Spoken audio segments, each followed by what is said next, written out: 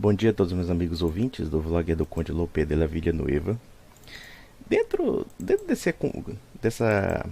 dessas tretas, né, relacionadas aos adventistas, existem alguns elementos aí que ficam colocando que a Igreja Católica matou 68 milhões de pessoas na Inquisição. Eu vou dar um conselho aos adventistas: não passem vexame, não passem papel de ridículo falando uma besteira dessas.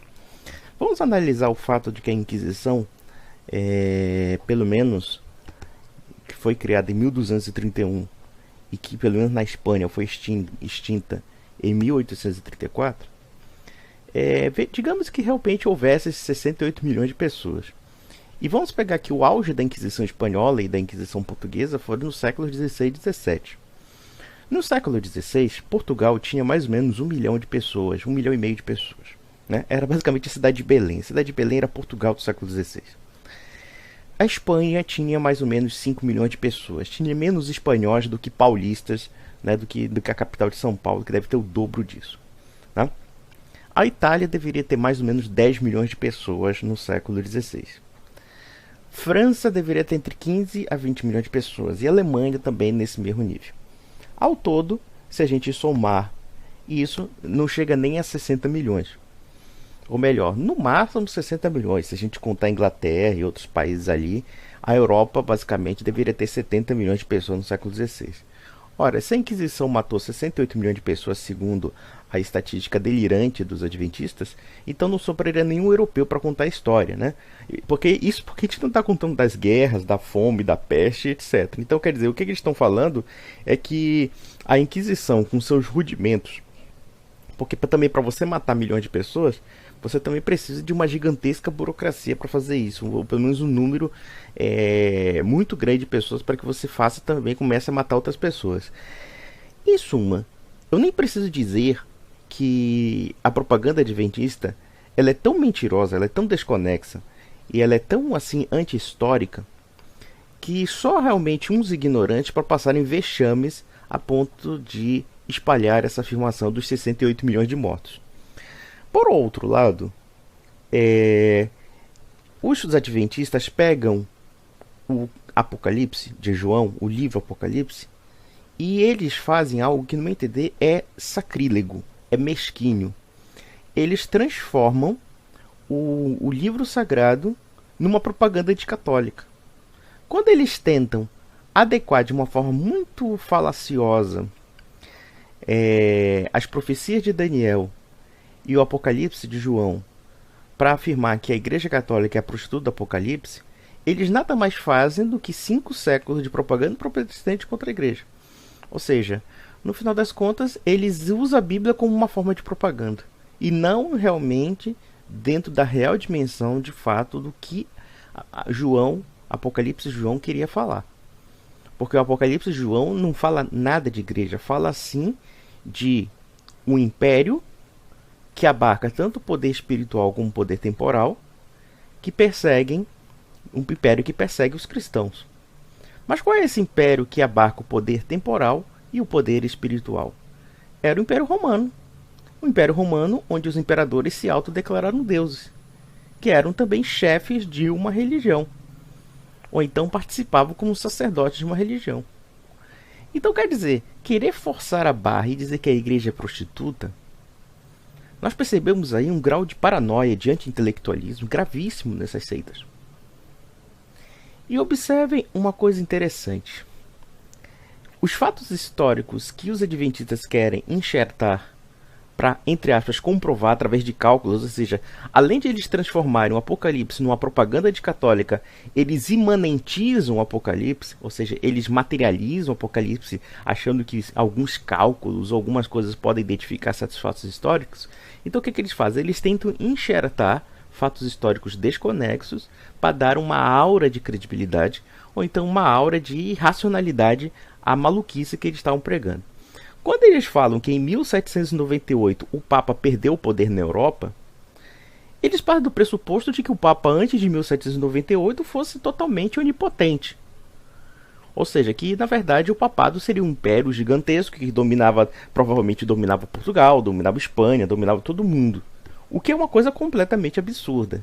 E se analisarmos as reveses que o papado teve ao longo da história, ganhando e perdendo de poder, nós podemos dizer quantas vezes Roma foi saqueada, foi invadida, quantos papas foram mortos, quantos papas foram apedrejados, quantos papas foram sequestrados, quantos papas foram assassinados. Pô, uma porrada. Então quer dizer, você pegar o ano de 1798 para afirmar que o papado perdeu poder, eu pergunto, quando Felipe o Belo sequestrou o Papa Bonifácio por volta do início do século XIV, e depois que o Papa morreu, colocou o papado em Avignon, na França. Eu pergunto, foi uma perda ou foi um ganho do poder papal? Quando as tropas de Carlos V invadiram Roma em 1527, saqueando, fazendo um horror na cidade, matando milhares de pessoas, chega o Tibre e ficou cheio de cadáveres, de tanto morticínio que houve por causa desse saque. Eu pergunto para vocês uma coisa. O Papa Clemente VII, que estava prisionário no Castelo de Sant'Angelo, ou seja, cercado pelas tropas imperiais, e eu pergunto para você, o papado ganhou ou perdeu o poder aí? E observe uma coisa, em 1798, Napoleão Bonaparte prendeu, o Papa estava preso, foi mandado para a França, Papa Pio VI, e eu pergunto para você uma coisa, o papado perdeu o poder aí? Em 1815, no Congresso de Viena, os estados papais foram restaurados à sua velha ordem. E aí pronto, acabou a profecia adventista aí. Acabou, os adventistas tomaram no cu de pau mole. E aí? Então quer dizer, é uma vergonha a forma como vocês usam a Bíblia. Vocês usam a Bíblia apenas para destilar os seus ódios, seus preconceitos e suas propagandas de difamação. Só isso que fazem. Aí de repente sempre tem um babaca que coloca um vídeo dizendo o Papa é o anticristo, o Papa Francisco é o anticristo. Olha, o Papa Francisco pode ser inúmeras coisas, mas ele está muito longe de ser uma ameaça total à humanidade. Até porque a Igreja Católica, o único poder que a Igreja tem é o poder espiritual. Atualmente, né? Não existe nenhum governo católico mais na face da Terra, não existe mais nenhuma efetividade de uma confissão católica, a não ser alguns países como a Polônia, que nem mesmo é oficial essa efetividade confessional. E mesmo assim, quer dizer, faz um terrorismo, uma propaganda de desinformação para o quê? Para difamar não somente a Igreja Católica, como também para enfraquecer os adeptos da Igreja.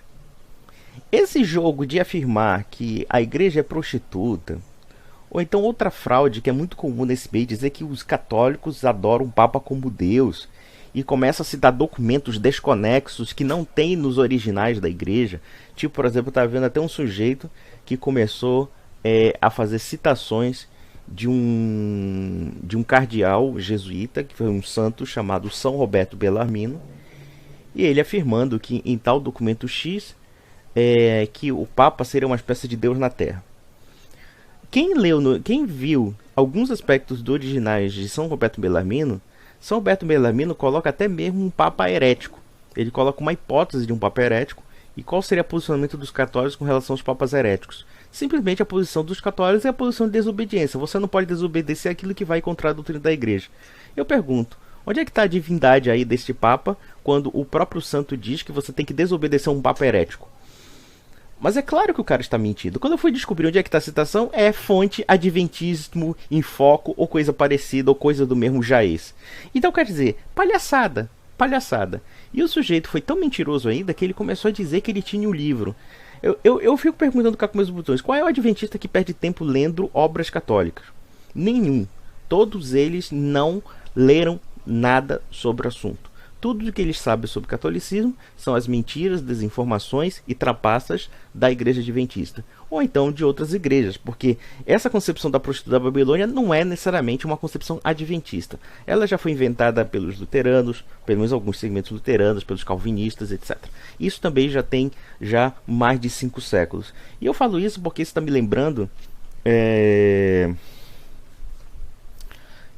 me lembrando aquele debate que houve entre o padre Leonel Franca e o pastor Carlos Eduardo Pereira, o pastor presbiteriano, e ele usava as mesmas argumentações. Dizia que o Papa era Deus, que os católicos chamavam o nosso Deus o Papa, esse tipo de coisa, né? Afirmando que tal concílio disse isso, que tal documento diz isso, não sei o que o Papa é uma espécie de Deus, não sei o que. E aí, baseado nessa fraude, eles começam a fazer uma mistura, uma mescla, dizendo que isso está na origem da infalibilidade papal.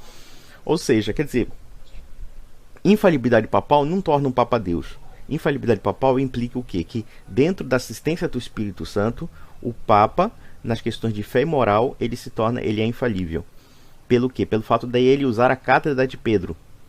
Pedro, conforme está escrito em Mateus 16:19, tinha o poder de ligar e desligar. Se ele tinha esse poder de ligar e desligar, esse poder é divino. Esse poder foi transferido para ele. Esse poder de quê? De tirar a chave da porta do céu. Essa é a mensagem cristã, essencial. Mas veja, quando um Papa declara a infalibilidade papal, declara dentro do ensino da Igreja, ele não declara nada que seja contrário à Igreja. Ele declara algo que muitas vezes está dentro de uma controvérsia nos próprios dogmas da Igreja. Então, não é infalibilidade papal, não é um Papa acordando de pijama, escrevendo assim, pronto, inventei um dogma e todo católico tem que acreditar. Isso não existe. O que existe é o seguinte: existem fatos controversos na doutrina católica, controversos entre aspas, são fatos que são discutidos dentro da Igreja no aspecto do dogma, e para encerrar a questão, pelo fato de ele ter essa autoridade e pelo fato de ele pertencer dentro da comunhão de cristãos, imbuído do Espírito Santo, ele chega e põe em termo a questão. Olha, segundo a inspiração que eu tive, por obra do Espírito Santo, e de acordo com aquilo que a Igreja já discutiu, isso aqui está formalizado como dogma. Como, aliás, se a gente analisar bem, se o Papa é infalível nesses aspectos de fé e moral, e só em fé e moral, os concílios da Igreja também gozam de infalibilidade.